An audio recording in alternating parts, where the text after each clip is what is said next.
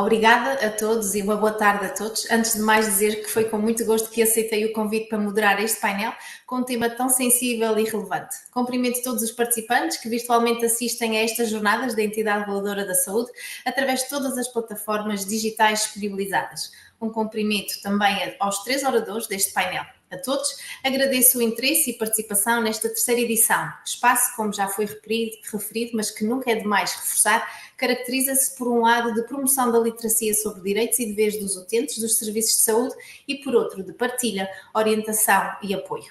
Vamos então abrir o último painel. Esperamos que este se constitua um espaço de reflexão e discussão sobre os direitos das pessoas em contexto de doença avançada e em fim de vida.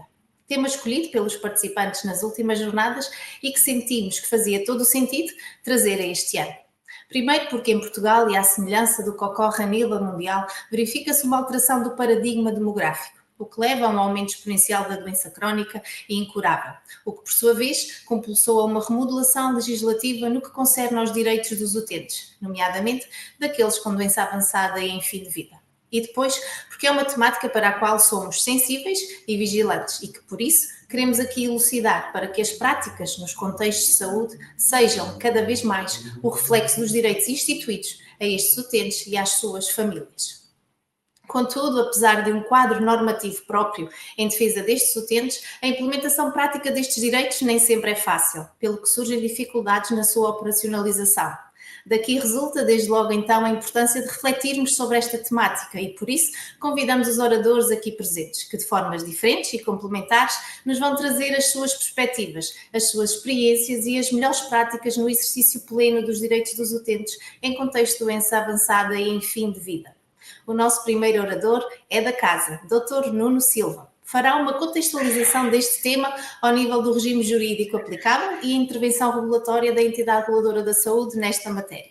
O Dr. Nuno Silva é licenciado em Direito, exerceu advocacia, sobretudo na área dos direitos humanos e do direito da saúde, foi membro de uma comissão de ética para a saúde, integrou gabinetes jurídicos de várias unidades hospitalares e foi responsável pela disciplina de Direito da Saúde de cursos de pós-graduação em Gestão de Unidades de Saúde. É técnico superior de regulação especialista na Entidade Reguladora da Saúde desde 2014. Se por um lado é importante a contextualização e abordagem jurídica dos direitos dos utentes, por outro lado, importa perceber quais são os desafios e as dificuldades de quem lida com este tema no dia-a-dia e em contexto de saúde, pelo que vamos ouvir a doutora Andreia da Costa Andrade. A doutora Andreia da Costa Andrade é jurista na Liga Portuguesa contra o Cancro, advogada, encarregada de proteção de dados na Faculdade de Direito da Universidade de Coimbra, onde é investigadora associada do Centro de Direito Biomédico, é mestre em Ciências Jurídico-Criminais e doutoranda em Direito Público pela mesma faculdade. Exerce ainda como professora assistente convidada no Instituto Politécnico de Coimbra. E claro, o painel não estaria completo sem a intervenção da doutora Liseta Gomes, que nos trará a perspectiva de quem efetivamente trabalha na prestação de cuidados de saúde. E porque, de facto, não se efetivará plenamente o direito à saúde se não contemplar o direito a ser tratado com dignamente, com respeito, atenção e qualidade, e sabendo que o utente cuidado e tratado num ambiente com maior humanização pode ter menos complicações e uma recuperação mais rápida, é por isso determinante estimular as boas práticas e replicar os bons exemplos. A doutora Liseta Gomes é na Unidade Local de Saúde do Nordeste, presidente da Comissão de Humanização, assessora da Direção Clínica dos Cuidados de Saúde Hospitalares, vice-presidente da Comissão de Ética, diretora do Departamento de Cuidados Paliativos e Continuados e diretora técnica da equipa de apoio psicossocial desta unidade. Possui ainda o grau consultor de carreira médica da especialidade de Cirurgia Geral e apresenta a competência em Medicina Paliativa pela Ordem dos Médicos. Permitam-me, antes de concluir, gostaria de reforçar que dispomos de uma caixa de comentários onde todos podem colocar as suas dúvidas e sugestões. Conforme o tempo que nos for disponibilizado, no final das apresentações iremos colocar as questões ao nosso painel de oradores. No entanto, devido ao elevado número de participantes, é possível que não consigamos trazer ao debate todas as dúvidas e as sugestões e assim disponibilizamos o endereço de e-mail direito.deveres@ers.pt para que possam enviar as vossas dúvidas e sugestões e às quais daremos certamente resposta o mais breve possível. Concluo então assim a apresentação do nosso painel e passo sem mais demora a palavra ao Nuno Silva. Nuno, a palavra é tua. Obrigada. Obrigado, Ana. Muito boa tarde a todas e a todos. Obrigado pela vossa participação. Gostava de cumprimentar também as minhas colegas de painel, a doutora Andreia Costa Andrade e a doutora Liseta Gomes, que vão, assim, de alguma forma, trazer também informação relevante para aquilo que hoje vos temos para apresentar. Um, da minha parte, enfim, este é um tema obviamente pesado, é um tema difícil, sempre difícil de abordar. Eu o que tenho proposto para a minha intervenção são 4 pontos. Primeiro, fazer uma contextualização daquilo que é o regime jurídico dos direitos das pessoas em contexto de doença avançada e fim de vida, enfim, porque é que ele surge, qual a sua razão e o seu objetivo. Num segundo momento, irei, com algum detalhe, falar-vos um pouco sobre este diploma. Depois, num terceiro momento, irei abordar aqui apenas umas notas sobre o direito ao acompanhamento, que tem também relevância nesta matéria, e por fim, dar aqui uma abordagem sobre aquilo que tem sido a intervenção da ERSE nos últimos anos, no que diz respeito aos direitos das pessoas nestas situações. Ora bem, eu creio que estão a ver a apresentação. Eu agora deixei de vos ver e, portanto, se por acaso alguma coisa não estiver a correr bem na apresentação, eu pedia só que me dessem essa nota. Então, iniciando pela contextualização, porque é que surge um regime específico e especificamente com esta designação, direitos das pessoas em contexto de doença avançada em fim de vida. Bom, o diploma que eu vou abordar um bocadinho mais à frente é de 2018, e situando-nos em 2018, nós de facto tivemos nessa altura, na Assembleia da República, uma discussão sobre várias propostas para alteração do quadro jurídico-normativo no que diz respeito à possibilidade da morte medicamente assistida.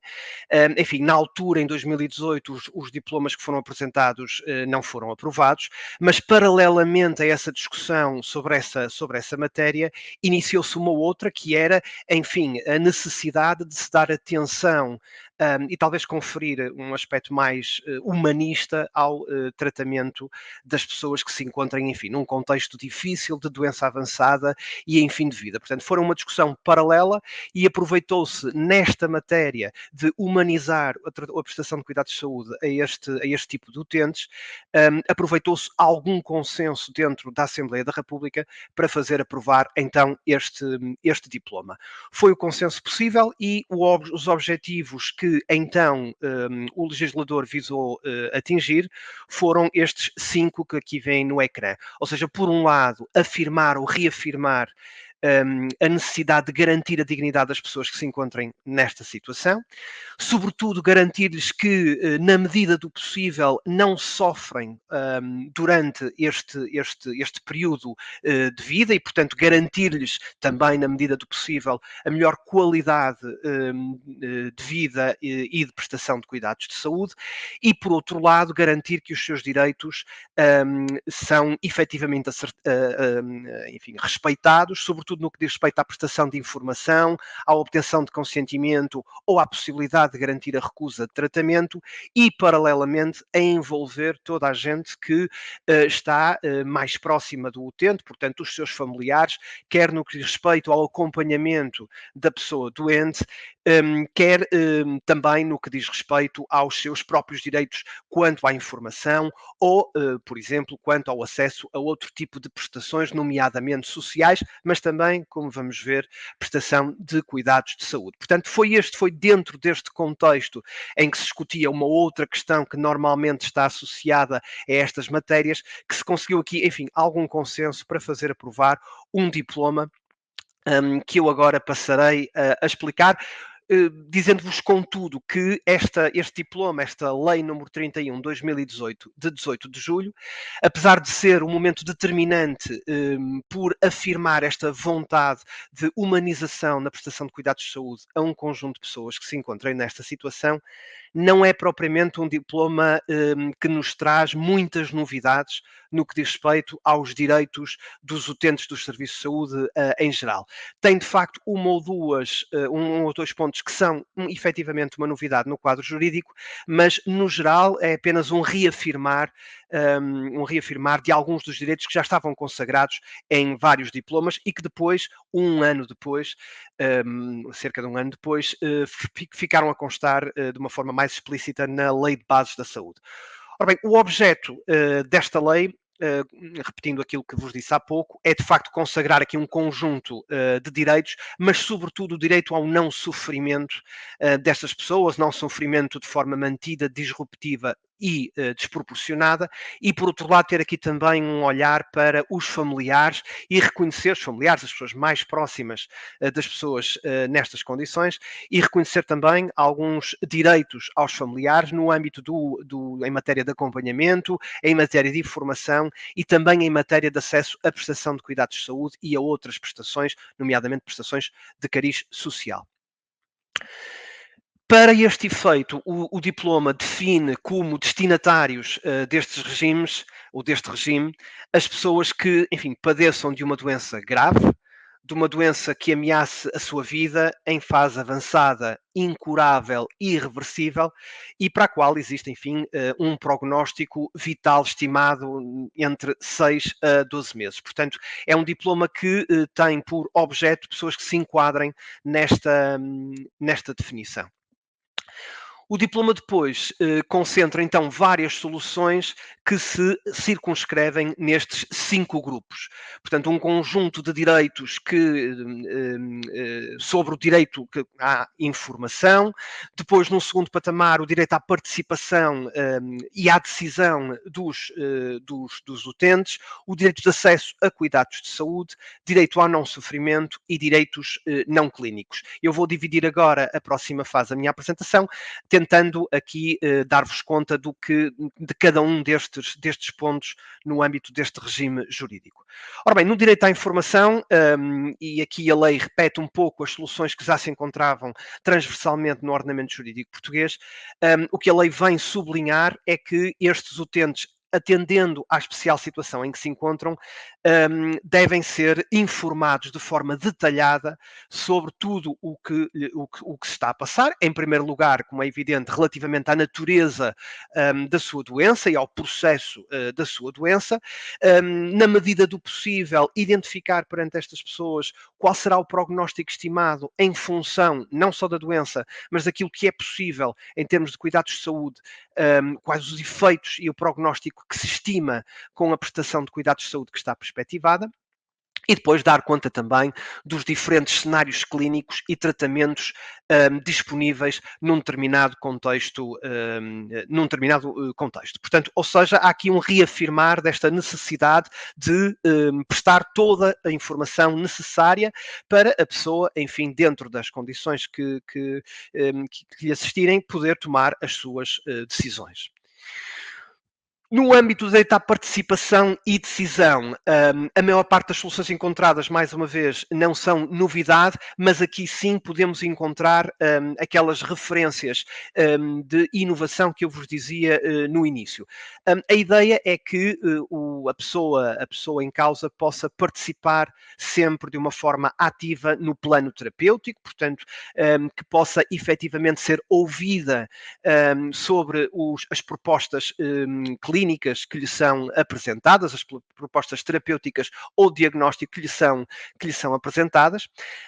Há uma intenção do legislador de sublinhar que no direito à decisão ao utente cabe consentir nas prestações que lhe são propostas, mas também o direito de recusar tratamentos que lhe são propostos. Enfim, já resultaria, como referi, de outras normas, mas há de facto aqui uma atenção especial para conferir esta possibilidade e que vem ao abrigo, obviamente, do princípio da autonomia e da conformação da liberdade de todos e de todas que se encontrem nesta situação. Como estamos em contexto de doença avançada em fim de vida e muitas vezes pode tornar-se necessário recorrer, por exemplo, a meios de suporte artificial de funções vitais, também aqui se faz referência neste diploma ao direito dos utentes de recusarem o recurso a suporte artificial de funções vitais.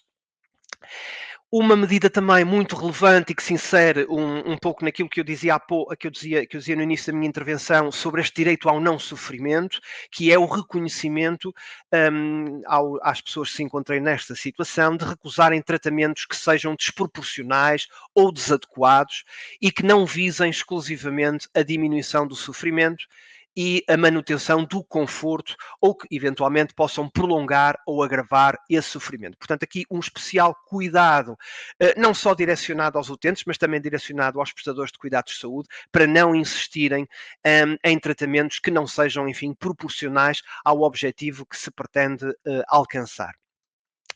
A grande novidade deste diploma está circunscrita na parte referente ao consentimento. O que é dito é que o consentimento, neste caso, o consentimento para prestação de cuidados de saúde, no caso de intervenções de natureza mais invasiva ou que envolvam um maior risco para o bem-estar dos doentes, está sujeito a uma forma, ele deve ser prestado por escrito. Como sabem, em Portugal há a regra nesta matéria é de liberdade de forma, portanto, o consentimento para a prestação de cuidados de saúde pode ser feito de forma verbal ou de forma escrita, a não ser que a lei refira para determinados casos a necessidade de ser observada algum tipo de formalismo. Este é um desses casos, portanto, quando estivermos perante pessoas em contexto de doença avançada e fim de vida, e no caso de ter sido identificada uma necessidade de intervenção de natureza mais invasiva ou que eventualmente envolva um maior risco, o consentimento do utente deve ser prestado por escrito. Para além disso, se porventura as intervenções médico-cirúrgicas ou medicamentosas que forem indicadas pelos profissionais de saúde, se porventura estas intervenções tiverem como risco este que está aqui identificado, ou seja, se puderem colocar em causa a vida das pessoas, então este consentimento, para além de ter de ser prestado por escrito, tem que ser efetuado perante duas testemunhas. Portanto, esta é uma solução que não encontramos noutros diplomas, é uma solução específica para este efeito e que basicamente tem como objetivo, enfim, criar alguma solenidade neste ato, considerando, enfim, a situação das pessoas que vão ser objeto deste tipo de prestações de cuidados de saúde.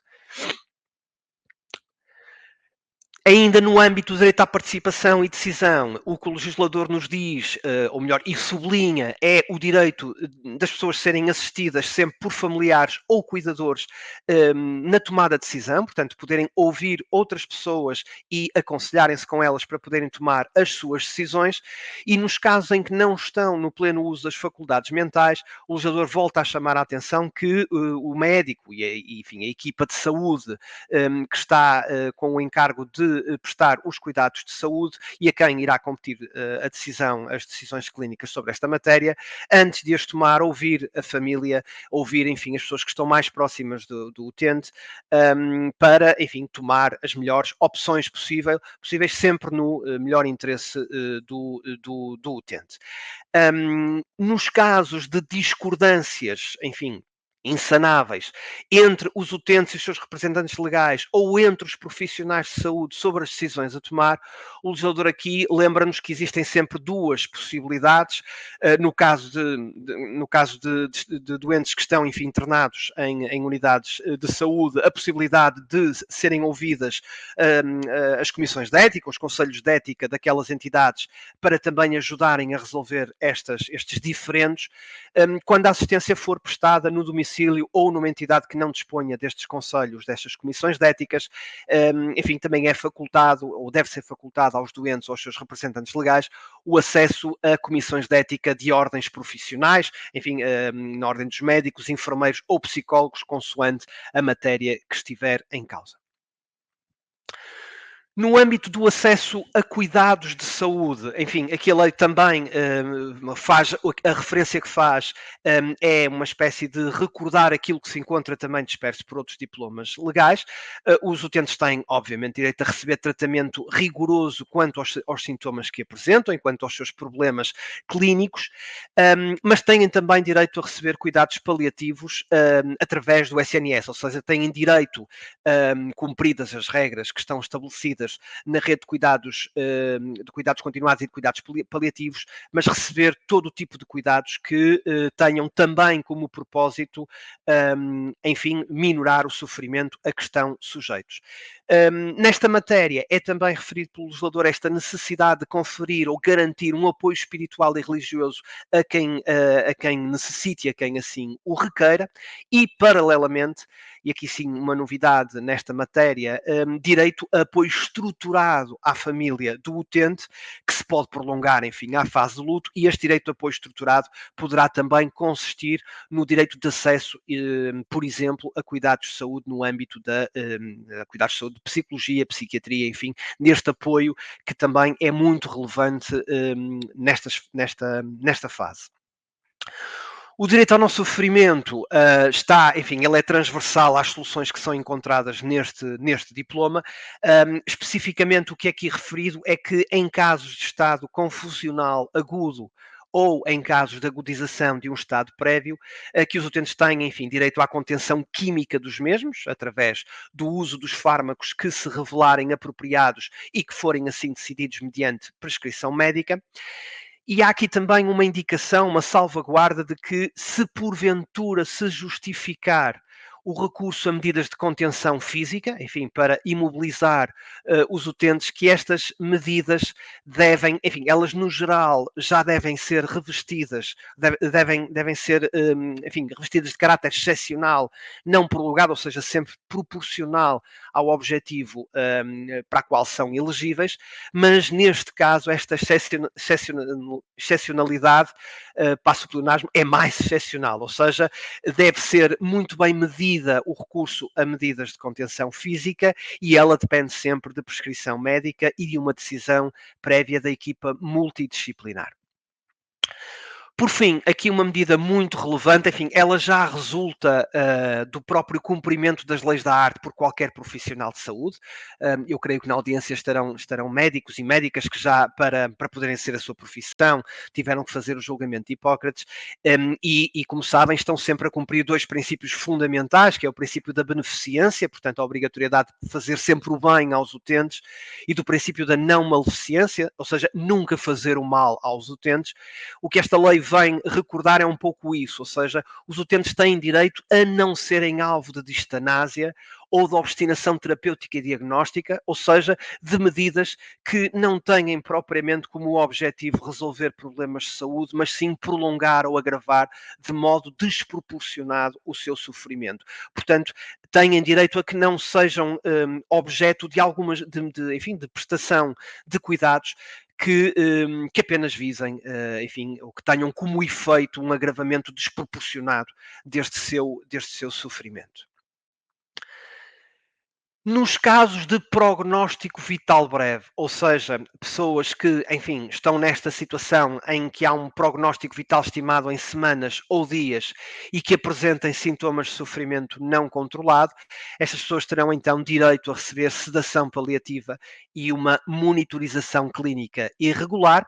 E depois aqui sim um sublinhar deste direito à dignidade, em final de vida, sobretudo, muito relevante, que é assegurar às pessoas o direito, se assim o entenderem, de recusar a alimentação ou a prestação de determinados cuidados de higiene pessoal. Por fim, o diploma abrange também aqui, enfim, a indicação do exercício de alguns direitos não clínicos, esta é a expressão que é utilizada pelo legislador. São direitos que estão também contemplados noutros diplomas jurídicos, mas que aqui convinha fazer essa referência, porque ela pode ser útil às pessoas que se encontrem nestas situações. A primeira, e ouvimos falar nisto no painel anterior, e muito bem, que é esta possibilidade dos utentes poderem recorrer ao testamento vital ou à nomeação de procuradores de cuidados de saúde, poderem ser os únicos titulares do direito à informação clínica ou, se assim o entenderem, indicar alguém que também seja um potencial destinatário desta informação, portanto, autorizarem outra pessoa a receber informação sobre o seu estado de saúde, enfim, dispor sobre o destino do seu corpo e órgãos depois da morte, designar familiar ou cuidador de referência e, por fim, receber os apoios e prestações sociais devidas a si ou à família em função da situação de doença e de perda de autonomia. Enfim, de uma forma muito breve e muito sucinta, são estes as principais linhas definidas neste diploma de 2018. Eu passava agora só a fazer algumas indicações sobre o direito ao acompanhamento. O direito ao acompanhamento, obviamente, ele está pensado em função da pessoa, ele é um direito do utente dos serviços de saúde, não é um direito de terceiros, é um direito do utente que, quando está numa situação de fragilidade e, sobretudo, quando está internado ou em contexto de ambiente hospitalar, pela sua fragilidade, é-lhe reconhecido aqui, enfim, algum apoio, algum acompanhamento durante esse período, para que, enfim, a sua relação com o estabelecimento e com os prestadores não seja solitária. Ora, evidentemente que, se isto é sim para todo e qualquer utente de serviços de saúde, com maior cuidado, ele deve ser defendido para pessoas em contexto de doença avançada e fim de vida, para que, enfim, de alguma maneira, nesta fase, lhe seja conferido algum apoio extra, nesta sua sua estadia nas unidades de saúde. O direito ao acompanhamento ele está previsto na Lei 15 de 2014, de 21 de março, e no que diz respeito ao direito ao acompanhamento a pessoas com doença incurável e em estado avançado e em estado final de vida, ele está definido desta forma. Portanto, ele é reconhecido para poder ser exercido em todo e qualquer estabelecimento de saúde, seja do setor público, privado, cooperativo ou social. É um direito que deve ser exercido de forma permanente e gratuita, portanto não pode ser cobrado aqui nenhum valor pelo exercício deste direito, e ele é reconhecido ascendentes, descendentes, cônjuges ou equiparados da pessoa em causa, ou na ausência ou impedimento deste conjunto de pessoas, ou inclusive pela própria vontade do utente, este direito pode ser também exercido por pessoa por si designada. Enfim, características do direito ao acompanhamento referentes a pessoas que se encontrem nesta situação.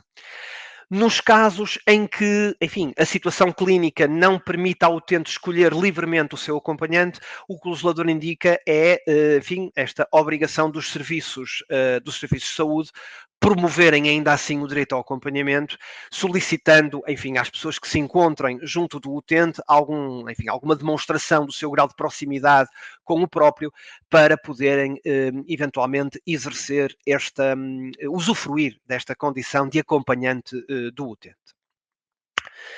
Estou já perto do final da minha intervenção para vos falar, e passo o pleonasmo novamente, da intervenção da entidade reguladora de saúde no que diz respeito a esta matéria. Com uma breve nota introdutória sobre esta parte, nós não temos recebido um número, digamos, considerável de reclamações sobre esta matéria. Eu creio que isto se deve a um conjunto de razões, enfim, quando não temos reclamações sobre um determinado assunto, é difícil identificarmos o motivo, mas eu diria que aqui podemos ter dois motivos, ou podemos especular com alguma segurança sobre dois motivos. Bom, primeiro porque de facto são situações em que, enfim, não há um grande conflito entre os utentes e os prestadores de cuidados de saúde, e a segunda porque felizmente há também uma preocupação muito grande dos nossos profissionais de saúde e dos estabelecimentos em tratarem estas situações com muito cuidado e com bastante humanismo, e isto faz também com que, enfim, mesmo sendo situações difíceis, haja uma aproximação entre os profissionais de saúde e os estabelecimentos e as pessoas e os seus acompanhantes, familiares e amigos, o que de facto faz com que o nível de conflituosidade seja de facto diminuto.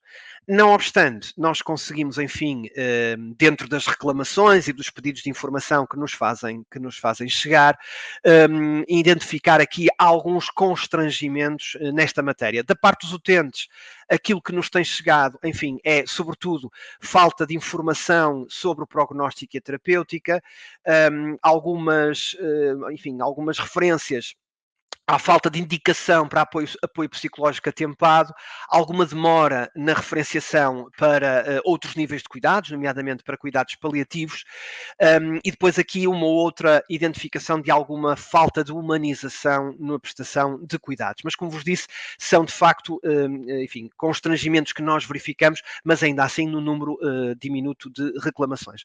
Da parte dos acompanhantes, as principais reclamações, pedidos de auxílio ou de informação que nos têm chegado, prendem sobretudo com o exercício do direito ao acompanhamento durante a prestação de cuidados de saúde, em particular quanto à ausência de informação sobre aquilo que se estará a passar com os utentes internados. Em função destas reclamações, destas informações, enfim, disto que nós conseguimos retirar, quer da parte dos utentes, quer da parte do acompanhante, a ERS tem tentado, na medida das suas competências, atribuições e dos seus poderes, tido intervenção sobre esta matéria, e a intervenção regulatória, no que diz respeito à garantia dos direitos dos utentes, tem sido no sentido de solicitar, instruir os prestadores de cuidados de saúde a obterem procedimentos internos que garantam sobretudo que os utentes são informados de forma clara e adequada sobre a sua situação clínica e possíveis terapêuticas disponíveis, que haja efetivamente um maior cuidado na referenciação para o apoio psicológico atempado e para os cuidados paliativos, que haja também aqui um especial cuidado na envolvência do utente, na sua participação no processo de prestação de cuidados de saúde, nomeadamente informando sobre tudo o que está a acontecer, sobre a intervenção medicamentosa, sobre a intervenção terapêutica, sobre a intervenção ao nível do diagnóstico. Enfim, tendo alguma atenção nesta necessidade de garantir a dignidade e intimidade do utente que se encontre nesta situação. Outra indicação, e aqui muito relevante, é para que os prestadores de cuidados de saúde identifiquem constantemente necessidades ou eventuais necessidades de formação interna e sensibilização também dos seus profissionais no âmbito da humanização dos cuidados e nesta comunicação que tem que ser estabelecida com os utentes.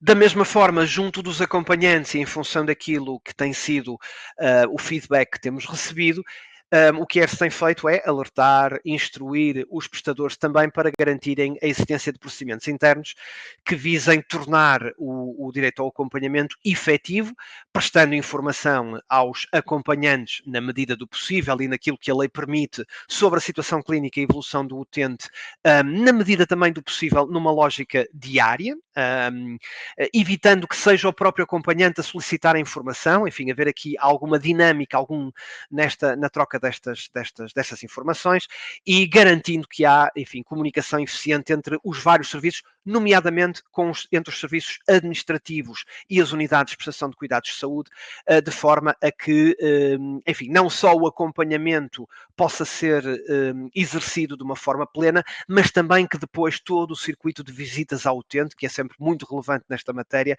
possa decorrer com normalidade, de forma adequada e humanizada à situação em questão. Por último, fazia referência também ao alerta de supervisão número 3 de 2024, que foi emitido há uns meses, e é um alerta sobre direito ao acompanhamento. Ele é transversal, portanto é um alerta que a entidade reguladora emitiu, pode ser consultado depois neste link que ficará disponível quando as apresentações ficarem disponíveis no nosso site, mas enfim, é um alerta que retrata a necessidade dos prestadores de cuidados de saúde promoverem diversas medidas ou garantias garantirem a existência de procedimentos para que o direito ao acompanhamento seja efetivamente exercido. Este alerta também tem uma parte onde identifica as pessoas destinatárias deste direito ao acompanhamento, neste caso o direito das pessoas em contexto de doença avançada e fim de vida. Essa definição é feita por referência à lei que eu vos falei há pouco, mas enfim, o objetivo deste alerta é, mais uma vez, chamar a atenção para a necessidade de ser garantido em permanência o direito ao acompanhamento destes utentes. Eu sublinho, isto é mesmo relevante, porque as pessoas, quando estão numa situação de ambiente hospitalar, estão sempre numa situação desprotegida, e, sobretudo nestas situações, é importante garantir algum conforto pessoal, conforto de proximidade, conforto de humanização, e isso é feito e garantido através do direito ao acompanhamento. E depois deste alerta tem também esta chamada de atenção. Nem sempre, e isto é compreensível, nem sempre uma unidade de saúde consegue garantir o direito ao acompanhamento, nomeadamente quando ele pode, enfim, colocar em perigo até a própria prestação de cuidados de saúde. Portanto, em situações excepcionais em que não seja possível garantir o direito ao acompanhamento, então, em alternativa, que sejam garantidas, enfim, procedimentos a assegurar que os utentes estão devidamente monitorizados e que os seus acompanhantes são informados sobre aquilo que está a acontecer com o utente internado. Por fim, faço-vos esta referência também, tal como os meus colegas anteriormente o fizeram. Para mais informação sobre esta matéria e sobre outras, poderão consultar o nosso website. Nós temos no nosso website uma área destinada em exclusivo aos utentes dos serviços de saúde, ou seja, a todo e a qualquer um de nós.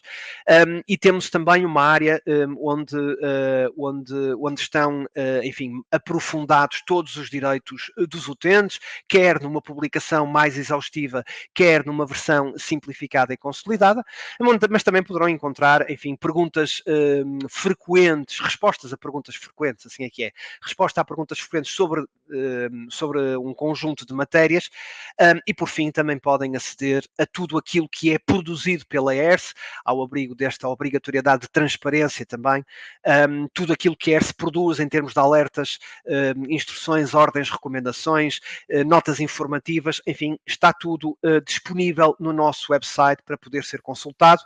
E pronto, eu terminava aqui a minha apresentação e estarei disponível no final se me quiserem fazer alguma pergunta. Estarei aqui para poder responder ao que for necessário. Muito obrigado. Obrigada, Nuno. Excelente apresentação, clara e concisa e tão importante aqui sobre este regime jurídico do direito destes utentes e das suas famílias também, que muitas vezes esquecemos que os utentes têm as suas famílias e tu mencionaste isto em diversos momentos e é realmente muito importante não esquecermos deste apoio às famílias e do acompanhamento que tu agora no final falaste que é tão importante, não mais do que até ter uma pessoa significativa num momento tão difícil ao pé destes utentes, que pode fazer toda a diferença no seu processo de final de vida. E agora, depois de termos este enquadramento que o Nuno nos fez sobre este regime jurídico, vamos ouvir a doutora Andreia da Costa Andrade. Perceber as dificuldades, os desafios, doutora Andreia, que tem no dia-a-dia para que se consiga implementar estes direitos a estes utentes. Obrigada e passo-lhe a palavra. Eu é que agradeço, na verdade, a oportunidade. Em nome da Liga Portuguesa contra o Cancro, obrigada pela oportunidade para transmitir aqui informação essencial. Antes de mais, é necessário começar por fazer este aviso legal, digamos assim. A Liga Portuguesa contra o Cancro não exerce mandato forense e, nessa medida, não representa diretamente os seus utentes. Faz, sim, consulta jurídica, ou seja, transmite informação jurídica aos utentes e presta esclarecimentos relativamente ao seu enquadramento jurídico das situações que nos são colocadas à frente.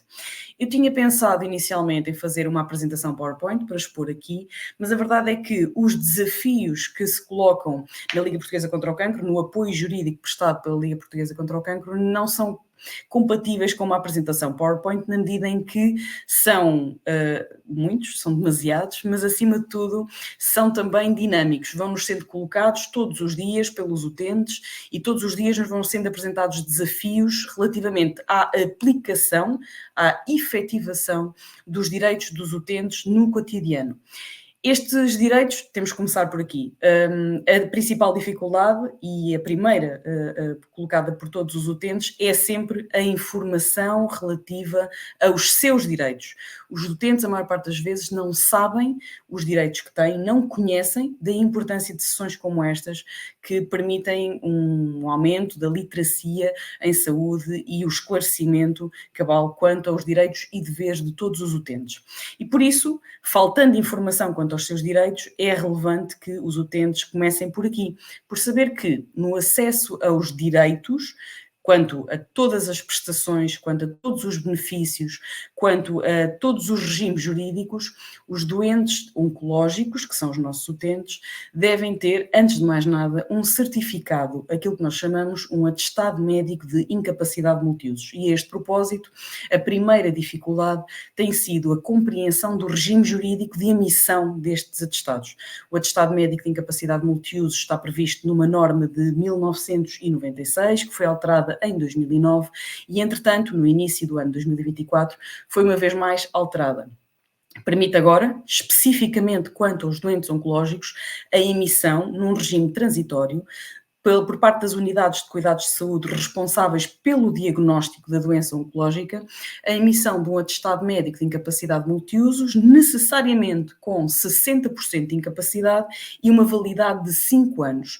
Após estes 5 anos, ou ainda até ao final destes 5 anos, o utente deverá ser reavaliado, devendo requerer uma junta médica junto à unidade de saúde pública do seu centro de saúde. Ora, esta norma que foi agora atualizada estabelece ainda que os atestados médicos de incapacidade multiusos, nos casos de verificar, como se tem verificado, atrasos na convocatória para uma junta médica de reavaliação, estes atestados médicos de incapacidade multiusos manter-se-ão válidos para lá dos 5 anos de validade inicialmente previsto, conquanto sejam acompanhados do comprovativo do pedido de reavaliação. Esta é a informação inicial, é o ponto de partida a que todos os doentes oncológicos devem aceder. É a informação essencial para que depois possam ter acesso aos demais direitos previstos, estabelecidos na lei e no regime jurídico nacional, no ordenamento jurídico nacional. Portanto, este documento, o atestado médico de incapacidade multiusos, que nos vamos referindo de forma simplificada como AMIM, o atestado médico de incapacidade multiusos é, no fundo, um certificado público que atesta a incapacidade causada pela doença e causada pelos tratamentos e, no fundo, é uma forma de garantir as sequelas, as consequências da doença e do tratamento no corpo da pessoa. E esta é a principal forma de aceder aos direitos dos utentes. Ora, vamos começar por aqui então. Depois de termos um atestado médico e de sabermos como se pede, como se reavalia, é importante que conheçamos os nossos direitos. Esta é a principal dificuldade. O primeiro direito com maiores dificuldades verificado agora, nesta altura, após dezembro de 2019, é a manutenção dos direitos e benefícios fiscais após a reavaliação em baixa da taxa de incapacidade. Portanto, legalmente, o que se diz é que, ou o que está estabelecido é que só será significativa a taxa de incapacidade igual ou superior a 60%. No momento de reavaliação em baixa, nos termos da lei, deste decreto-lei, aliás, 202/96, de 23 de outubro, deveria manter-se, nos termos desta norma, deveria manter-se os benefícios fiscais que estiveram em vigor durante o primeiro atestado médico, na vigência do segundo, não obstante ser inferior a 60%, isto de acordo, em exercício, do princípio da segurança e da confiança jurídica. Houve uma alteração da interpretação desta norma, não obstante continuar em vigor, e neste momento temos dificuldades na manutenção dos benefícios fiscais ao abrigo desta norma, apesar de estar em vigor, como digo, e muitos dos utentes têm procurado apoio da Liga Portuguesa contra o Cancro para perceber exatamente o que podem e o que deverão fazer. A Liga tem esclarecido os mecanismos de reclamação graciosa e de recurso hierárquico dentro da estrutura tutelada pela autoridade tributária, de modo a que os utentes possam esclarecer ou, pelo menos, reivindicar o direito que está previsto na lei. Infelizmente, a autoridade tributária tem mantido, através da publicação de 2 ofícios circulados, um de dezembro de 2019, como estava a dizer, e outro já posterior à norma interpretativa de 2021, de agosto de 2022, veio manter o seu entendimento, dizendo que, no fundo, após uma reavaliação em baixa da incapacidade, com uma taxa de incapacidade inferior a 60%, não deverão ser mantidos os benefícios fiscais. Esta é uma dificuldade que tem colocado em causa a situação financeira de pessoas que já superaram uma situação de saúde difícil e que muitas das vezes se encontram numa posição profissional e numa situação financeira delicada e que mereciam, por isso, a tutela do princípio do direito da confiança, mas também do princípio da legalidade. Nós sabemos que em Portugal há uma hierarquia de normas e que é necessário manter essa mesma hierarquia. Tudo isto foi esclarecido pela norma interpretativa de 2021, foi aprovada em outubro, mas que infelizmente, 80/2021, mas que infelizmente, não obstante estar em vigor, não tem sido cumprida em pleno. Apesar disto, o Orçamento do Estado de 2024, que entrou em vigor no início do ano, como sabem, fez uma alteração ao Código do IRS e aqui conseguimos, digamos assim, reaver uma parte dos benefícios fiscais que haviam sido perdidos anteriormente. Então, aqui foi estabelecido no artigo 87 do Código de IRS que haverá uma perda gradual ao longo dos anos do benefício fiscal após uma reavaliação em baixa da taxa de incapacidade de 60% para alguma coisa inferior, portanto, de 50%, de 40%, de 30%, conquanto seja igual ou superior a 20%. Uma pessoa que tenha, vamos exemplificar, um utente que tenha 60% de incapacidade é reavaliado, essa reavaliação baixa em taxa de incapacidade para, por exemplo, 40% de incapacidade, porque a situação clínica de facto melhorou. Infelizmente, a lei não tem vindo a ser cumprida, mas neste momento, do ponto de vista do imposto sobre rendimentos de pessoas singulares, permite que mantenha um benefício fiscal que vai sendo perdido progressivamente. No primeiro ano de taxa de incapacidade reduzida, reavaliada em baixa, há um benefício fiscal de 2 IAs, e eu recordo que o indexante de apoios sociais neste momento está em 509 euros, portanto no primeiro ano 2 IAs, no segundo ano 1 IAs e meio, no terceiro ano 1 IAs, no quarto ano meio IAs e no quinto ano perde definitivamente o benefício fiscal. Portanto, esta progressiva perda dos benefícios fiscais não corresponde àquilo que constava da norma de 1996, revista em 2009 e, entretanto, atualizada em 2024, quanto à manutenção destes benefícios fiscais, mas já corresponde a um alívio importante no caso dos doentes oncológicos. Quanto à situação fiscal, é certo que, entretanto, se perdeu pelo caminho, porque eram essencialmente os mais importantes, não eram apenas, mas os mais importantes seriam o IRS, o Imposto sobre Rendimentos das Pessoas Singulares, e, por outro lado, o Imposto Único de Circulação, o antigo SEL, relativamente a uma viatura que seja veículo ligeiro de passageiros, que estivesse na titularidade deste mesmo utente. Ora, o IUC ficou perdido, como é evidente, e por isso temos tido estas dificuldades. Relativamente a esta questão dos benefícios fiscais, esta tem sido, provavelmente, a temática mais solicitada, com maior dificuldade de implementação deste princípio da proteção da confiança, da estabilidade e da segurança fiscal, e tem sido também um dos maiores destaques, eu diria, na temática solicitada pelos utentes quanto ao esclarecimento do regime fiscal, ou do regime jurídico em vigor, porque sabem, compreendem que está em vigor a norma, mas não está a ser aplicada, e este é o desafio diário no esclarecimento dos utentes. Há um outro tema, também relacionado, neste caso, com os direitos dos utentes e o acesso a uma efetiva tutela da sua posição jurídica, que tem sido também, muitas das vezes, solicitado, ainda há pouco estive a tratar precisamente desta questão, tem sido muitas das vezes solicitada pelos utentes. E também esta questão foi objeto de alterações a propósito do Orçamento do Estado. Trata-se da Lei 75 de 2021, estamos a falar da Lei do Direito ao Esquecimento. Eu não sei se trata verdadeiramente de um direito ao esquecimento, mas pelo menos é um direito a um não tratamento de informações de saúde. Estamos a falar neste caso, ou no fundo, este regime jurídico corresponde ao direito aos clientes bancários e aos clientes, enquanto consumidores de seguros, não ficarem sujeitos ao tratamento discriminatório.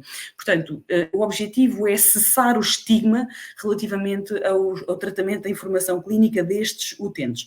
Porque, na verdade, o que acontecia era que, uma vez verificado um determinado diagnóstico, ao longo de toda a sua vida, estes utentes seriam tratados de forma discriminatória, relativamente aos prémios de seguro, que seriam injustificadamente mais elevados, e, por outro lado, à exclusão de determinadas coberturas quanto a determinados sinistros, ou simplesmente à não celebração de qualquer seguro a propósito, aliás, por exemplo, de um crédito de habitação, que deveria ter um seguro de vida associado. Ora, a ideia será, de acordo com esta norma, será que, relativamente aos prazos fixados na lei, 10, 5 e 2 anos, dependendo da situação clínica em causa, não deverá ser recolhida nem considerada informação de saúde relativamente a um risco agravado de saúde que tenha sido superado ou uma deficiência que tenha sido mitigada, dentre as quais se inclui a doença oncológica, não deverá ser tratada esta informação a propósito da contratação tanto de um seguro como de um crédito, incluindo um crédito de habitação ou um crédito ao consumo. E por isso a efetivação deste direito neste momento está pendente. Esta norma, como vos disse, é de 2021, entrou em vigor no dia 1 de janeiro de 2022, hoje é dia 23 de maio de 2024 e, infelizmente, a norma continua a carecer de regulamentação. Do que é que estamos à espera? Estamos a aguardar que seja celebrado o tal acordo nacional entre várias partes, os tais players nesta área, que serão o Estado, as seguradoras e as resseguradoras, os bancos e as financeiras e também as associações de doentes. O objetivo seria estabelecer este acordo para garantir que todos seriam de alguma forma compensados e garantir que o sistema iria funcionar a propósito deste não tratamento de informações. No fundo, de informações clínicas, no fundo, à semelhança daquilo que já acontece a propósito do crédito bonificado para deficientes, que já está em vigor e que é, em princípio, plenamente aplicado pelas instituições bancárias. Como não existe acordo, a alteração promovida pelo Orçamento do Estado foi precisamente esta questão de estabelecer até junho de 2024, portanto, este ano ainda, estabelecer que o Governo deverá, no caso de não ser logrado qualquer acordo, o Governo deverá estabelecer por decreto os termos deste acordo e redigir de forma direta, implicando assim a eficácia, a plena vigência deste diploma. É uma norma muito importante, porque as pessoas que já superaram um risco agravado de saúde, que já superaram ou mitigaram uma deficiência, têm o direito a constituir e a ultrapassar e superar este problema e dar continuidade à sua vida. Suponhamos, numa situação em que um jovem tem e consegue superar uma doença oncológica. Esta doença oncológica não poderá determinar um estigma na sua vida, por exemplo, no momento em que vai iniciar a sua vida de forma autónoma, de forma independente, no momento da aquisição de uma casa, de um carro, da celebração de um contrato de seguro, não poderá a doença perdurar e estigmatizar a sua existência ao longo dos anos. Não é justo, não é adequado e, por isso, não deve ser considerada esta informação. A lei está em vigor, carece de regulamentação. Esta tem sido uma dificuldade muito importante no dia-a-dia da Liga Portuguesa contra o Cancro, no apoio que faz aos seus utentes. Uma outra temática, a propósito da qual temos sentido muitos desafios, é a propósito, ou é relevante, quanto aos direitos dos trabalhadores. com doença oncológica ou no momento do regresso ao trabalho após uma situação de subsídio de desemprego, portanto, de incapacidade temporária para trabalho. Esse regresso é sempre um momento, acredito que seja difícil do ponto de vista clínico, do ponto de vista pessoal também, mas do ponto de vista jurídico deveriam estar reunidas condições talvez mais específicas para a concreta integração, adaptação das condições de trabalho no regresso do trabalhador com deficiência. Neste momento estão previstos direitos como o direito a trabalhar em horário concentrado, que permite ao trabalhador concentrar as horas do dia ou concentrar em determinados dias, libertando outros dias para descanso ou para tratamentos, e isto permite gerir melhor a vida familiar, mas também a sua própria saúde e a reintegração no mercado de trabalho. O trabalhador com doença oncológica, e isto implica a apresentação do atestado médico de incapacidade multiuso, lá está, tem direito a não trabalhar antes das 7 da manhã, nem após as 20 horas de cada dia. Isto significa que o turno da noite ficará vedado aos trabalhadores com doença oncológica, por exemplo.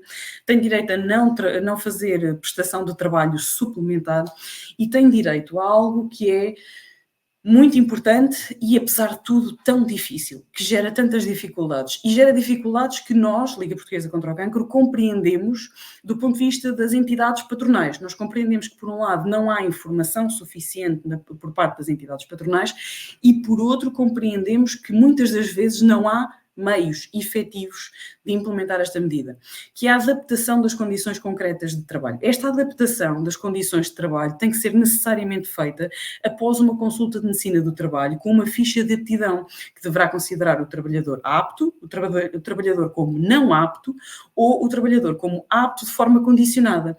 E esta condição, estas limitações podem incluir anotações por parte do médico do direito do trabalho, tão diversas como não se manter de pé mais do que X horas, ou não contactar com o público, por exemplo, diretamente, ou, por exemplo, ter acesso a uma outra tarefa. Porque, reparem, nem todos os doentes oncológicos têm a mesma tarefa, nem todos têm a mesma função. E este é o grande desafio que nós temos no momento de aconselhar o utente. Podemos receber uma utente que tem uma tarefa de engomadeira numa empresa têxtil, e estas tarefas podem ser pesadas. Imaginemos que se trata de uma utente com cancro da mama, que teve um esvaziamento e que, no caso, a mão de trabalho principal é a mão direita. A partir do momento em que ela tinha sido tratada do mesmo lado, a mobilidade e a flexibilidade do membro vai ficar afetada. Isso significa que poderá não ter capacidade para utilizar os meios de trabalho, o ferro de engomar, que além de pesado é duro de utilizar, movimentos repetitivos. Isto poderia significar que esta utente, em momento de recuperação, no momento de adaptação, pudesse ser deslocada para um outro momento da linha de produção. Poderia ser deslocada, por exemplo, como sucedeu num caso concreto, deslocada para a linha ou a parte final dos trabalhos, o momento dos detalhes, a quebra das linhas, enfim. Isto foi possível, esta adaptação das condições de trabalho foi possível, apesar de no momento inicial a entidade patronal dizer: eu não tenho mais nenhuma tarefa para esta pessoa, eu não sei o que é que lhe hei de fazer. E foi possível esta rotação e foi possível cumprir os direitos da trabalhadora. Tudo isto é diferente de alguém que trabalhe numa cantina escolar, por exemplo. Como podem imaginar, os utensílios de uma cantina escolar não são iguais aos utensílios que temos em casa, nem as panelas, nem as varinhas mágicas são do mesmo tamanho. Portanto, são instrumentos pesados que podem implicar um auxílio adicional, a contratação de alguém que auxilie naquelas tarefas do cotidiano daquela trabalhadora. Da mesma forma que pode constituir algo tão simples como a aquisição de uma cadeira e de uma mesa adaptada a uma funcionária que tenha funções administrativas, a uma técnica administrativa, que carece agora, por exemplo, de melhor postura, que necessita de melhor postura, ou que necessita, por exemplo, da consideração do horário, e tudo isto deveria ficar plasmado numa ficha de aptidão após uma consulta de medicina do trabalho, que deveria ser solicitada um pouco antes do regresso ao trabalho, antes de terminar aquilo que nós chamamos de baixa e que deveríamos dizer de subsídio de doença ou de incapacidade temporária para o trabalho. A propósito ainda dos direitos dos trabalhadores, não tem sido fácil de implementar os direitos dos pais de crianças com doença oncológica. Como sabem, a propósito da agenda do trabalho digno, foram introduzidas alterações no Código do Trabalho que prevêem, por exemplo, agora, que os pais de crianças com doença oncológica possam ter acesso a uma licença para assistência ao filho menor, que vai desde 6 meses até 4 anos, havendo um apoio da Segurança Social. E temos encontrado muitas dificuldades na implementação deste apoio, não tanto da licença, mas mais do apoio. Entretanto, houve também esta alteração do artigo 166-A do Código do Trabalho, que permite agora que os pais de crianças, de menores com uma doença oncológica, tenham a possibilidade de realizar teletrabalho. Como é evidente, nem todas as profissões, nem todas as funções admitem a introdução de mecanismos de teletrabalho, por isso também dependerá, no essencial, dependerá da função desempenhada em grande medida.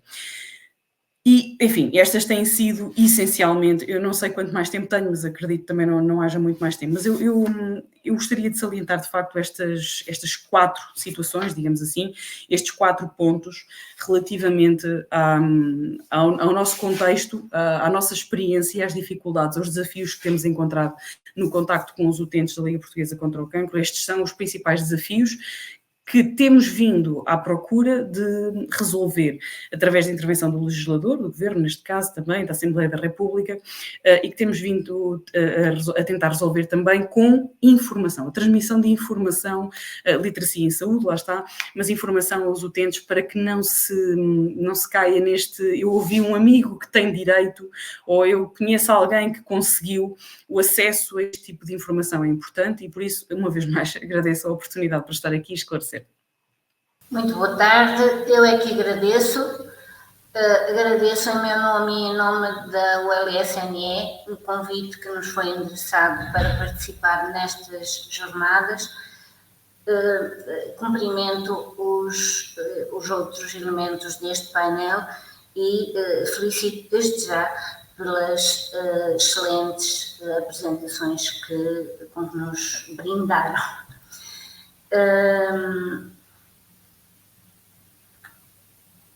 Não estou a conseguir passar. Ok, eu vou avançar. Já estou, pronto. Okay. Eu estou no terreno, numa área de influência de 6.600 km², que abrange 122.800 habitantes, tem uma densidade populacional baixa de 19 habitantes por quilómetro quadrado e um índice de envelhecimento superior a 200%, com um rendimento per capita de valor inferior à média nacional. Esta descrição faz-nos antever que há nesta população muita gente que se inscreve em doença avançada e progressiva, que constitui um problema de saúde e um problema social grave. Os cuidados paliativos aportam para os serviços de saúde um olhar diferente sobre o doente com doença avançada e progressiva e um olhar diferente sobre a morte e morrer. Há basicamente 2 paradigmas que mudaram na saúde desde a implementação dos cuidados paliativos. Um foi o foco de atenção que deixou o doente e a doença e passou a centrar-se no binómio doente-família e doença. A abordagem, por outro lado, é uma abordagem multidisciplinar. Esquecemos a abordagem centrada na relação médico-doente e passamos a uma abordagem com uma relação alargada, doente familiar, médico, enfermeiro, assistente social e psicólogo. Por outro lado, o conceito de cuidados paliativos também evoluiu ao longo do tempo. E se inicialmente os cuidados paliativos se centravam muito no prognóstico, atualmente os cuidados paliativos centram-se essencialmente nas necessidades. E é com estes focos e este tipo de abordagem que nós temos que respeitar os direitos dos nossos doentes e das nossas famílias.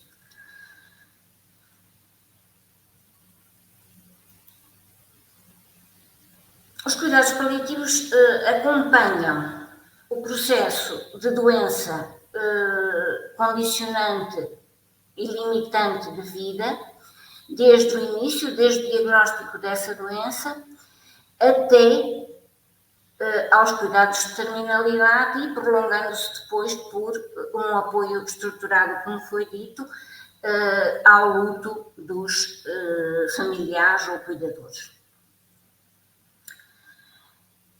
Basicamente, estas 4 fases têm problemáticas completamente diferentes e direitos a salvaguardar completamente diferentes. Numa primeira fase temos o grande impacto da notícia e, por outro lado, a necessidade de múltiplas intervenções para as quais o doente tem capacidade e autonomia de decidir se quer ou não essas intervenções, decidir sobre a sua vida, decidir sobre o seu tempo de sobrevida.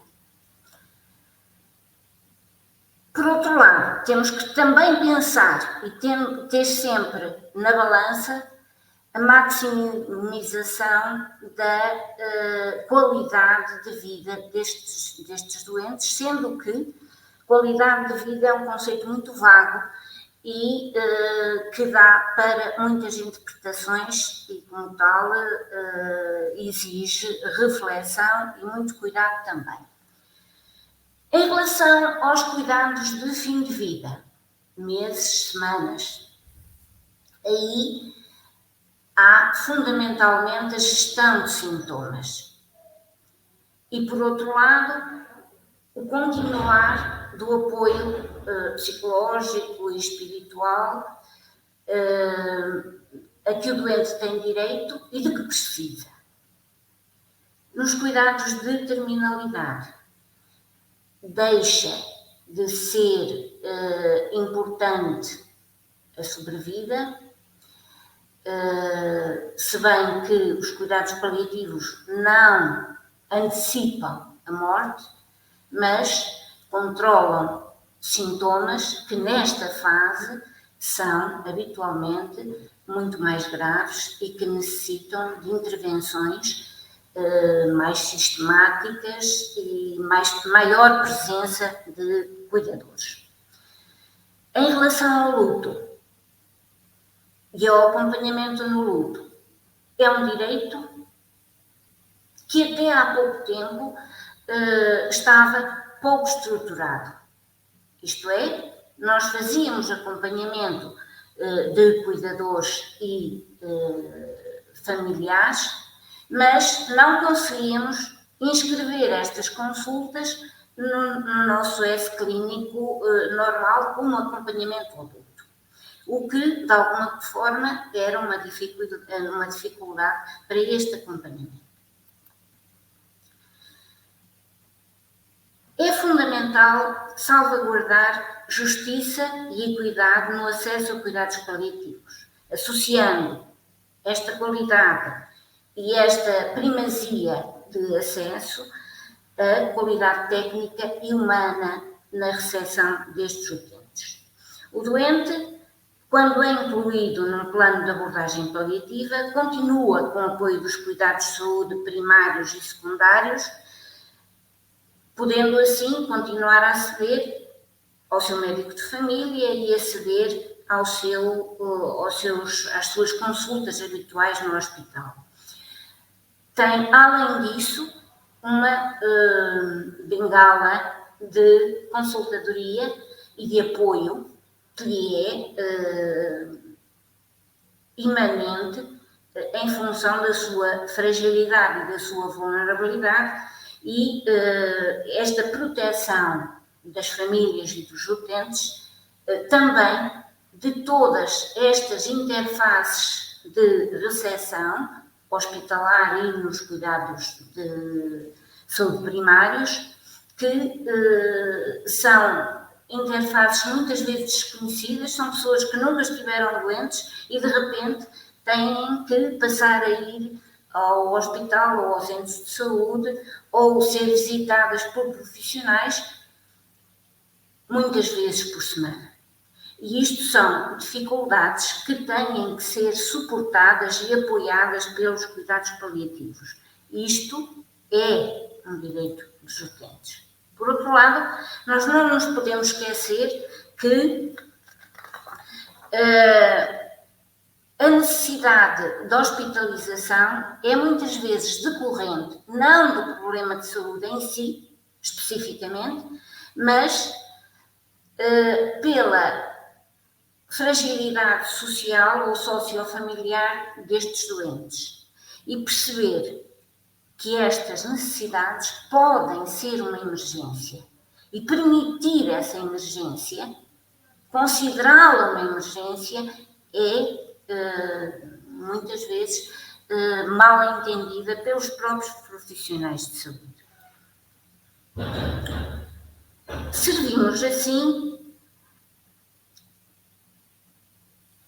uma população com várias tipologias de cuidados paliativos, unidades de cuidados paliativos hospitalares, de internamento hospitalar, equipas de intra-hospitalares de suporte em cuidados paliativos e equipas comunitárias de suporte em cuidados paliativos. Cada uma destas tipologias tem especificidades de atendimento e os nossos doentes vão circular nestas tipologias de cuidado. E estas transições têm que ser muito lubrificadas, muito cuidadas. Há checklist de transição para que nada esqueça nestas transições e haja salvaguarda de informação, de formação, de capacitação, quer dos doentes, quer dos cuidadores, para estas transições. Os direitos, como já aqui foi dito, os direitos das pessoas em contexto de doença avançada e final de vida são como que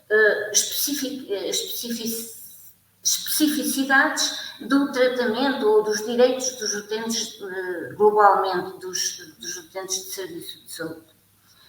Estas especificidades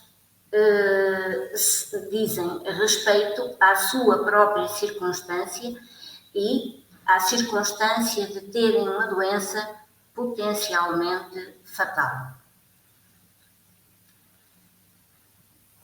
Mais do que os direitos, do que a defesa dos direitos destas pessoas, aos cuidados paliativos, compete dar o passo seguinte: fazer a otimização deste direito, conseguir que os serviços sejam serviços de hospitalidade, serviços compassivos, serviços solidários e de respeito pelos utentes e seus familiares. Conseguir que essas pessoas tenham voz até ao fim. Encontrar-lhe um lugar para o seu tempo de morrer. Dar-lhe dignidade de vida no tempo que têm para viver. Permitir-lhes ser, na sua totalidade, biopsicossocial, e ser em relação, permitir-lhes deixar um legado dignamente.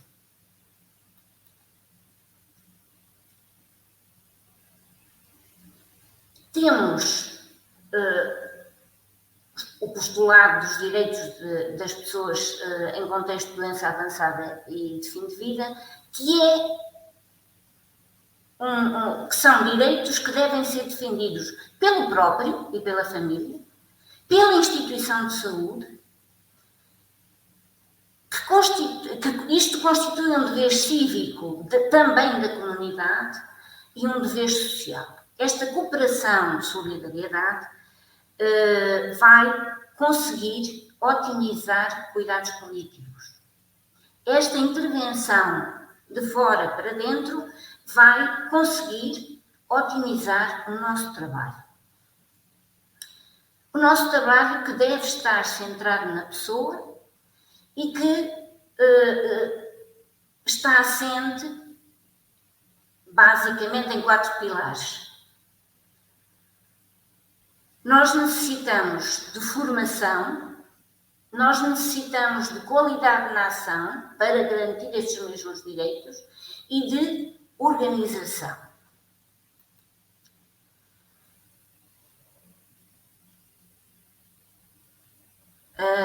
A nossa fundadora dos cuidados paliativos do Nordeste dizia muitas vezes, para começar, a fórmula mágica é o mesmo de sempre, ouvir os doentes.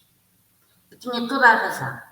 Esta é a fórmula mágica de chegar à garantia dos direitos, de salvaguarda dos direitos destes doentes. É ouvi-los, a eles e às famílias. Comunicar. Comunicar é um dos pilares fundamentais de cuidados paliativos.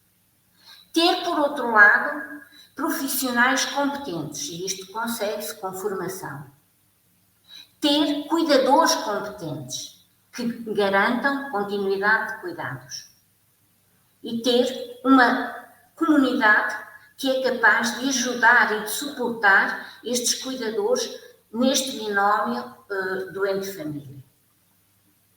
Por outro lado, temos que garantir qualidade com práticas seguras, com guidelines e respeito por essas guidelines, tendo a noção da necessidade de auditorias, fazer cursos de atualização e, por outro lado, participar em programas de investigação.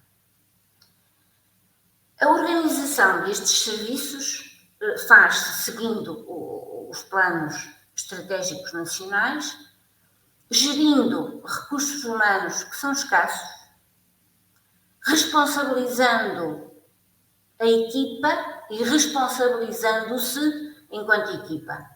E, por outro lado, muita flexibilidade. É necessária muita flexibilidade e muita motivação dos profissionais para fazer acesso simplificado aos cuidados paliativos.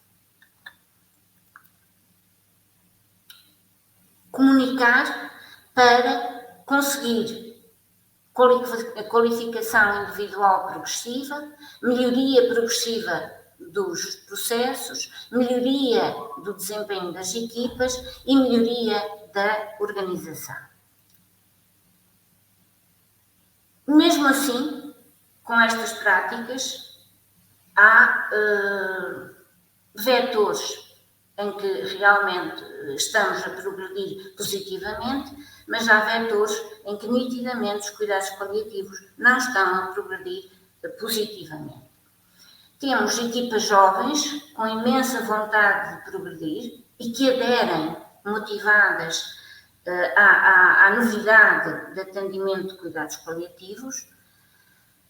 Temos equipas multidisciplinares com visões diferentes e isto, se por um lado é positivo, por outro lado cria problemáticas e problemáticas difíceis, nomeadamente ao nível da proteção de dados, do sigilo e à necessidade de formação contínua e de reflexão sobre estas problemáticas.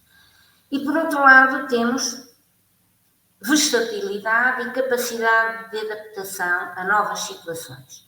No entanto, estas equipas, pela própria fragilidade etária, são muito flutuantes e têm uma precariedade de recursos. Por outro lado, as equipas multidisciplinares têm outro problema, são os tempos diferentes da ação e a concepção diferente da ação. E, portanto, trabalharem profissionais de saúde multidisciplinarmente é sempre complicado. E, por outro lado, em relação à população que servimos, temos estruturas físicas distantes e às vezes é difícil conversar, se bem que agora temos a vida facilitada por estes meios de comunicação e fazemos, por exemplo, reuniões muitas vezes via net. Há muito para fazer, temos muito para andar e permitam-me falar na minha impressão, se bem que ao fazer este slide eu estava a pensar, isto dava um trabalho de investigação interessante e é isso que eu sugiro, é que se faça investigação nesta área, mas a impressão que eu tenho é que sobre informação há muito caminho para andar. Sobre consentimento em relação a práticas invasivas, esses procedimentos estão estandardizados e são cumpridos, mas fica-me o sabor amargo de um consentimento não tão bem informado quanto deveria ser. Por outro lado, a obstinação terapêutica e diagnóstica está a mudar, mas chegam-nos doentes, muitas vezes, em quem deveria ter sido tomada mais precocemente a decisão de não invasão. Em relação aos cuidados paliativos domiciliários, os doentes têm ainda coberturas deficientes e abordagens necessariamente deficientes pela incapacidade de estrutura de recursos humanos. Em relação ao prognóstico vital breve e nomeadamente na sedação paliativa, também há muito para andar. O testamento vital e a nomeação de procurador de cuidados de saúde, no Nordeste, eu perguntei há pouco quantos registros tínhamos desde 2014, que começámos com o Rentev no distrito, quantos registros tínhamos? Temos 400 pessoas registadas, 299 concretamente.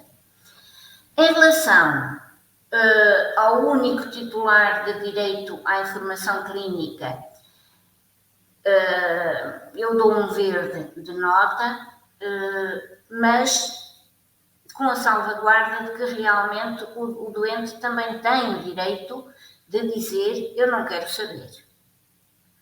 E a pergunta aberta que se faz muitas vezes é: o que é que sabe da sua doença? Queres saber mais? E às vezes o doente diz: não, o meu filho é que percebe disso, ou não, a minha esposa é que percebe disso. E o doente verbalizou o não querer informação e tem direito a isso também. Por outro lado, não nos esquecermos de que é muito difícil coadjuvar a esperança com o direito à informação. Por outro lado, daria também uma nota verde às decisões terapêuticas e daria também uma nota verde às discrepâncias entre vontade e decisões. A última mensagem é que considero que não é imperativo sofrer o tempo de morrer e que todos temos direito a habitar o nosso tempo de morrer. Muito obrigada.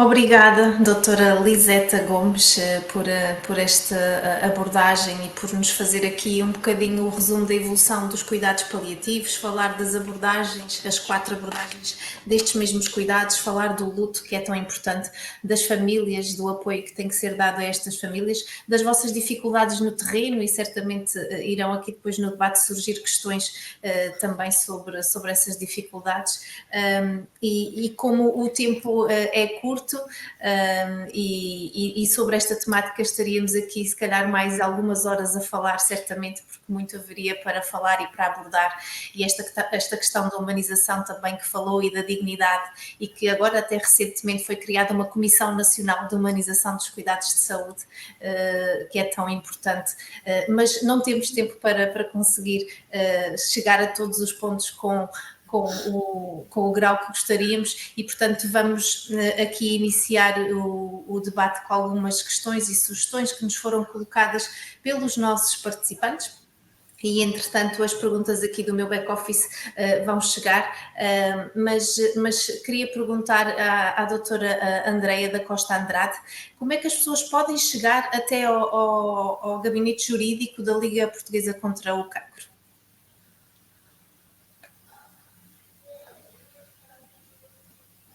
Não estou a ouvir. Não a estamos a ouvir, doutora Andreia? Eu não alterei. Ok, já estamos a ouvir. Já estávamos a ouvir? Ok. Mas estava a dizer então que neste momento há várias formas de chegar ao apoio jurídico da Liga Portuguesa contra o Cancro, e reparem a diferença, não é apoio judiciário, é apoio jurídico, como estava a dizer há pouco. Neste momento há várias formas, através do site, basta escolher o núcleo regional pretendido, tendo em conta a localização geográfica do utente, e haverá indicação, seja para marcação através de e-mail, no caso as pessoas pretenderem manter um distanciamento maior, de se manterem até pelo envio de documentação, se entenderem por adequado, e a documentação será tratada de forma sigilosa, ou através de telefone. Será marcada também consulta presencial ou, no caso das pessoas preferirem, consulta telefónica. A ideia aqui é enquadrar, dar esclarecimento e enquadrar quanto à situação jurídica concreta que é suscitada a questão. As relações com a autoridade tributária, as relações com as seguradoras, as relações com a segurança social e com as entidades patronais continuam a dominar as temáticas mais solicitadas pelos nossos utentes. Certo, e essas foram, há bocadinho não tive a oportunidade de fazer o resumo da sua excelente apresentação, e foram essas realmente os 3 pontos, as 3 maiores dificuldades que abordou relativamente ao atestado médico de incapacidade multiuso, o acesso à lei do direito do esquecimento e o direito dos trabalhadores. Obrigada. Relativamente à doutora Liseta Gomes, e que está tão presente no contexto da prestação de cuidados, efetivamente na prestação dos cuidados, falou-nos da escassez dos recursos humanos, das dificuldades que têm, e isso prende-se com o facto também devido à formação que têm, e talvez até devido a que os cuidados paliativos não sejam uma especialidade médica e são uma competência, e pode pôr aqui algum entrave à progressão na carreira médica e se calhar aqui algum constrangimento?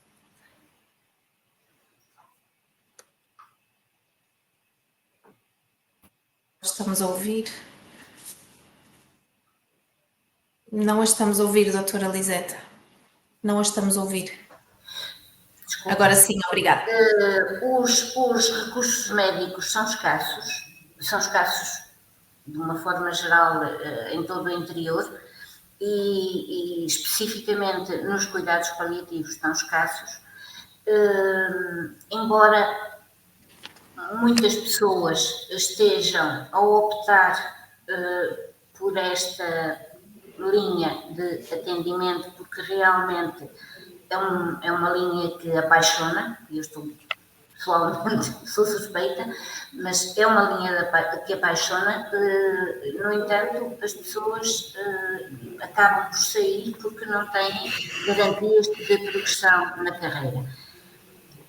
Os outros profissionais muitas vezes consideram que trabalhar em cuidados paliativos é difícil, e quando começam a perder familiares, por exemplo, temos abandono do trabalho na equipa por necessidade de maior suporte, pelo menos temporariamente. E as situações de burnout existem, embora me pareça que em cuidados paliativos, como nós trabalhamos muito em termos de equipa, estas situações conseguem salvaguardar-se. Há outro problema que a mim me preocupa muito em cuidados paliativos e no terreno, é a verificação do óbito depois da equipa deixar de dar apoio, equipas, por exemplo, em doentes que estão no domicílio, e há necessidade de verificação do óbito, os familiares ficam com esta situação a descobrir. Isto é um problema social grave e é um problema de saúde grave.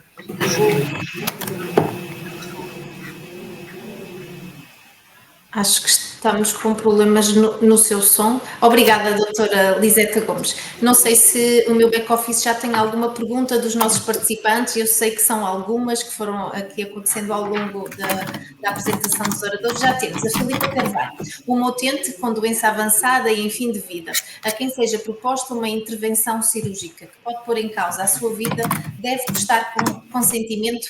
Nuno, acho que esta questão é para ti, consegues ajudar? Sim, bom, esta resposta, respondendo muito diretamente, não há nenhuma intervenção cirúrgica que não esteja, enfim, para a qual não seja necessário uma decisão do utente e, portanto, a decisão técnica sobre a necessidade ou não de intervenção cirúrgica, obviamente que ela é do profissional de saúde. O profissional de saúde é que vai avaliar a situação e vai verificar se há alguma resposta em termos terapêuticos ou medicamentosos para debelar o problema de saúde, mas depois cabe ao utente decidir se consente na realização dessa intervenção cirúrgica ou se recusa. Portanto, aqui não há nenhuma diferença relativamente ao regime geral. A única diferença que existe de facto neste caso, em concreto, tem a ver com a forma como esse consentimento é prestado.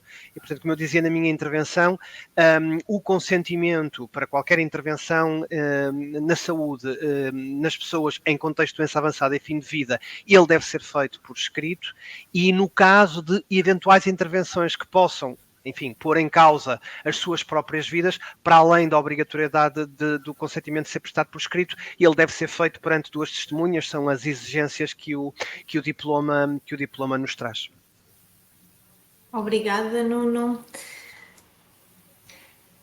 Teremos mais uma questão dos nossos participantes. A participante Maria Lopes, que nos coloca a questão: como se contabiliza as exigências dos números de consultas com humanização, cuidado em ouvir os doentes em situação terminal, o que valorizam estes doentes em fim de vida? Doutora Liseta Gomes, na prestação efetiva dos cuidados, como é que conseguimos garantir esta humanização com os números elevados? Penso que é isto que este participante quer dizer. É difícil porque nós temos que gerir situações que são situações de intervenção urgente, às vezes numa lista que já é longa, e não temos limite mínimo nem limite máximo de consultas. E não poderemos funcionar de forma diferente, caso contrário não conseguimos dar resposta aos utentes. E isto às vezes põe em causa a qualidade do atendimento, sendo que uma primeira consulta com doente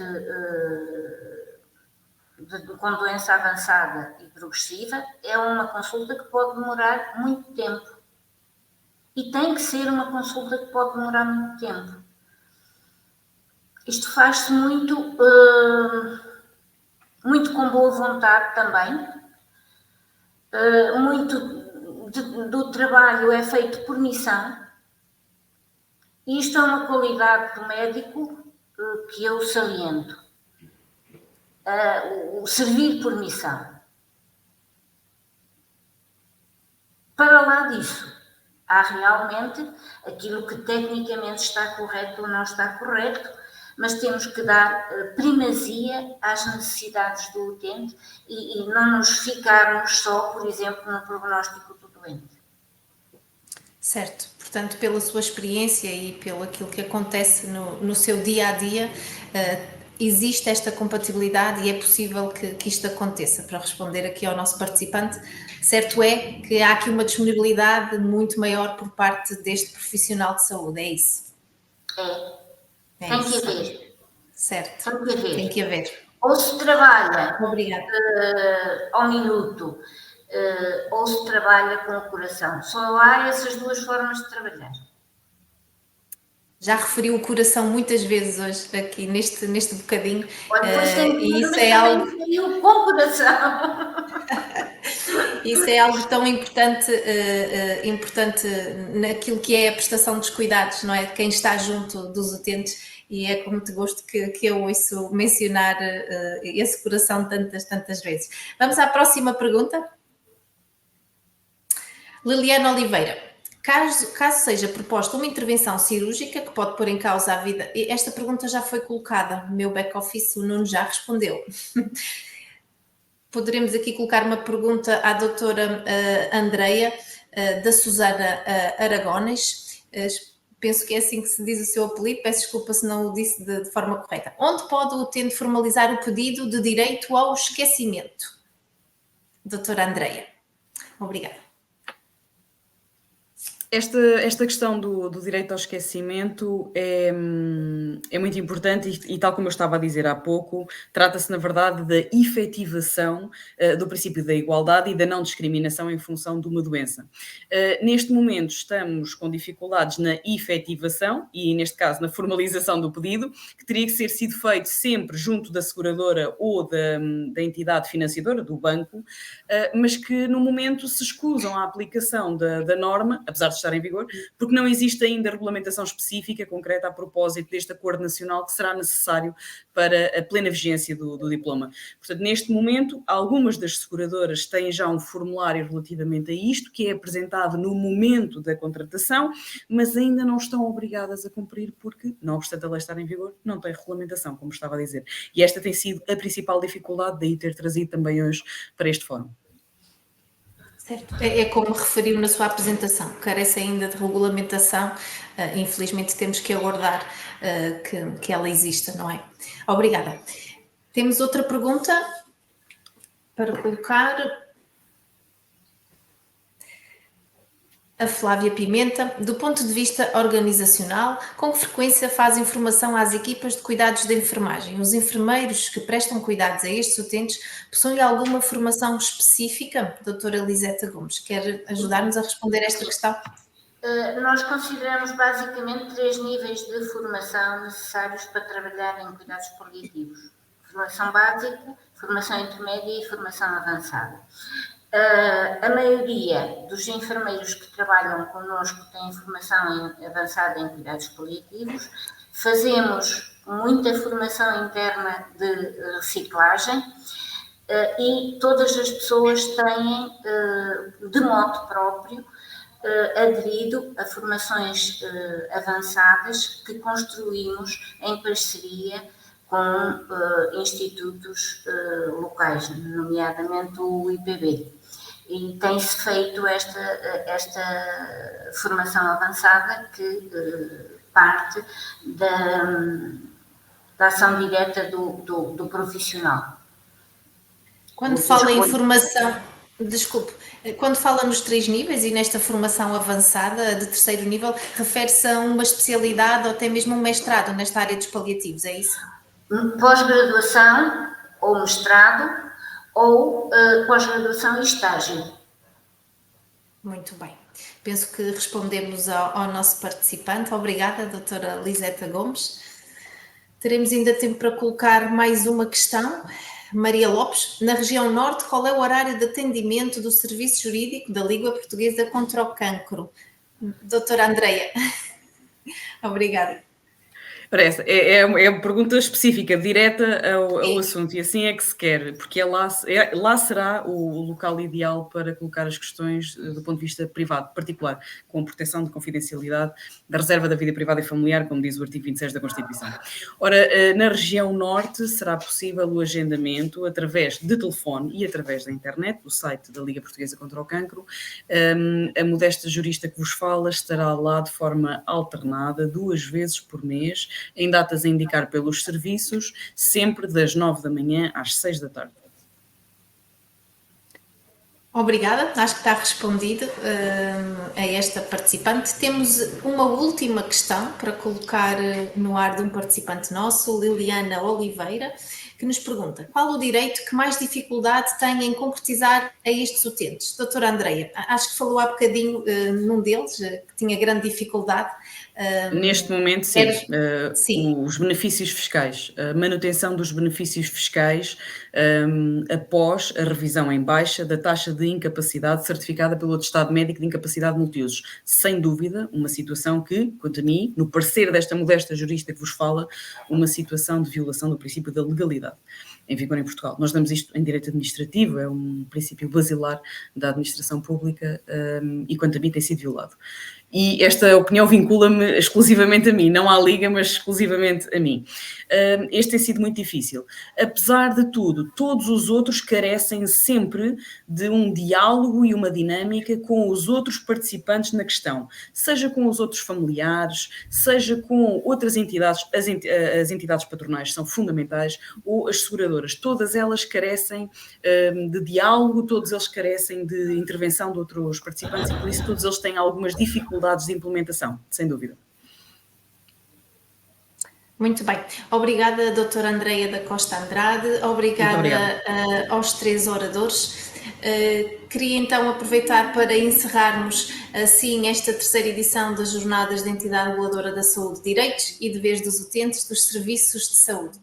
Esperamos que este painel contribua para um olhar mais atento sobre os detalhes que ditam o conforto, a segurança e a forma de comunicar, com vista à prestação de cuidados de excelência centrados no utente e na perspectiva de uma melhoria contínua face às necessidades e às suas expectativas. Gostaria de expressar uma vez mais e em nome da Entidade Reguladora da Saúde um sincero agradecimento a todos os oradores convidados de todos os painéis, mas em especial aos participantes que voluntariamente se inscreveram nestas jornadas, que por si só denotam uma inquietação com as temáticas que hoje aqui abordamos.